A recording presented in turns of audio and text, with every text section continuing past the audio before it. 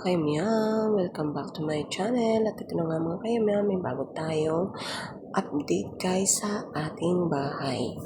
Ayan, yung ating bahay na kinuha natin sa Pag-ibig Housing Loan. So ayan guys, dahil wala tayong pera, hindi tayo mayaman, so paunti-unti lang yung ating pagpapagawa. So ayan nga mga kayamyam, yung ating update sa ating bahay. Ayan, inutang ko pa sa amo ko guys yung aking pagpapagawa.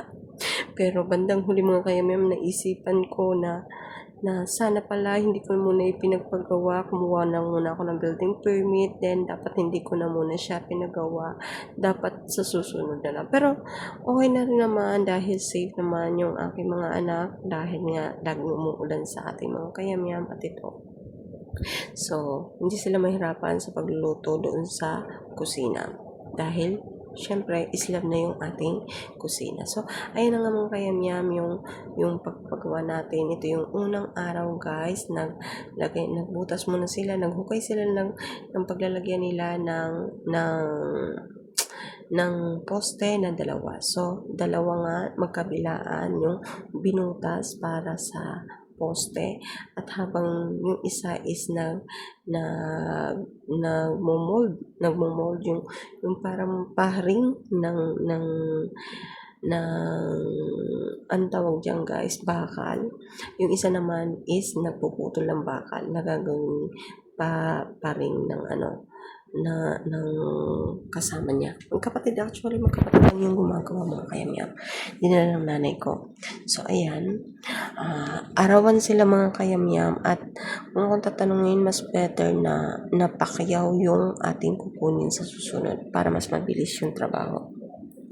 So ayun na mga kayamihan, ang una nilang araw na kanilang paggawa is ganito yung ginagawa nila, yung hinukay nilang mga kayamihan, nilagyan din nila ng bato bago nila ilalagay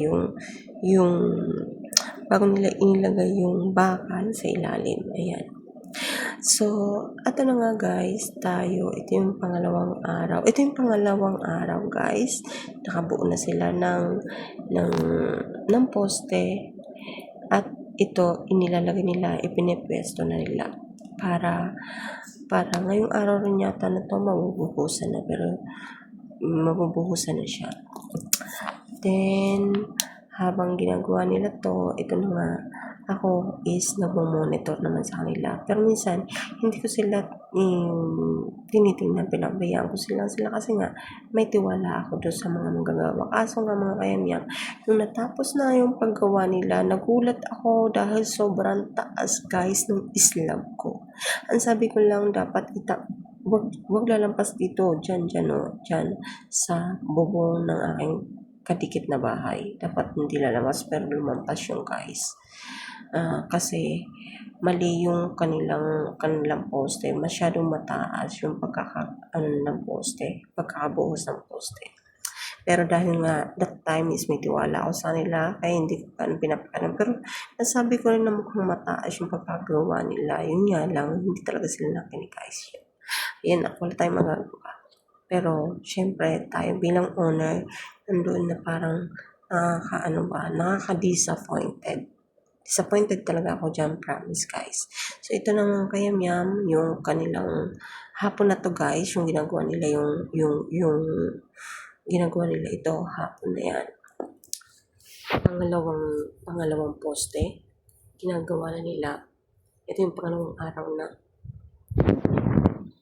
Then ayan, sabi ko sa kanila, magmadali na pa sila, mabilisin na nila yung kanilang pagkagawa. Then, tapos yan, ayan, maghahalo na rin sila ng semento. Nandiyan, ng mga oras na to mga kayamyam, nasa taas ako nito. At ito yung third day na nila to guys. So, yung pangalawang poste guys, hindi nila natapos na ilagay kahapon hindi nila na itayo kahapon. So, ngayong araw nila itinayo sa pangatlong araw. Habang after nito na itatayo na is bubuhusan na nila yung poste mga kayamyam. Kaya sila is naghalo na rin ng semento. So ayan, sinundan ko sila papunta sa labas. bumaba ako nito kasi kakagising ko lang nito guys. Mga 10 AM in the morning na. 10 AM na to. Ayan, sinundo ko sila. Ganyan. At yan, inilalagay nga nila, ilagay na nila. Ipipesto na. Yan. Yan, ipinesto na nga nila. At ayan, mga kayamyam, binuhusan na nga nila ng semento yung butas. Yung kanilang binutak, yung kanilang hinukay na pinaglagyan ng poste.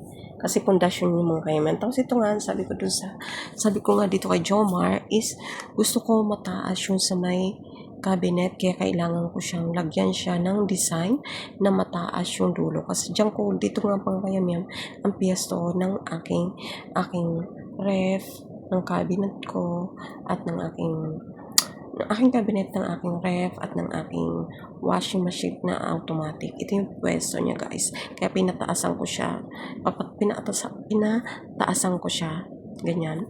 So, sa susunod rin mga kayamyam, papataasan ko pa siya kasi nung napansin ko natapos na siya is para siyang bumaba na. Kasi once na naghugas tayo ng kusina, mababasa yung mga cabinet. So, kailangan natin siya mayroong pasimentuhan pa. Papadagdagan ko pa ng taas. Then, ayun na nga siya.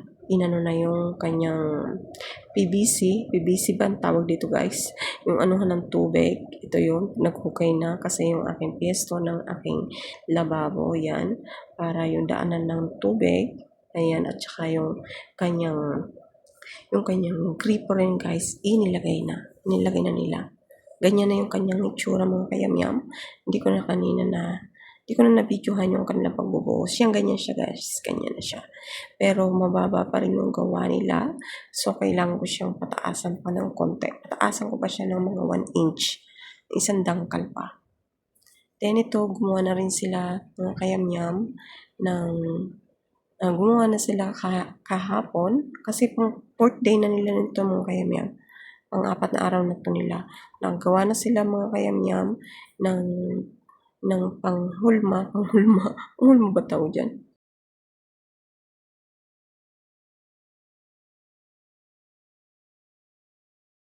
At ito, sa panlimang araw naman mga kayamyam, is naglagay na sila ng mga tungtungan. Actually, yung ginawa nilang ito, is ito na rin yung magsisilbing pantukod sa Islam. So, ayan guys, dahil nga wala sila kahapon mga kayamyam, umuwi sila nung Sabado sa Paite, at yun isinama nila yung isang pinsan, kaya naging 3 sila. Ito na yung pang-6 na araw nilang paggawa. Actually, 8 days pala lahat nilang mga kayamyam ito ginawa.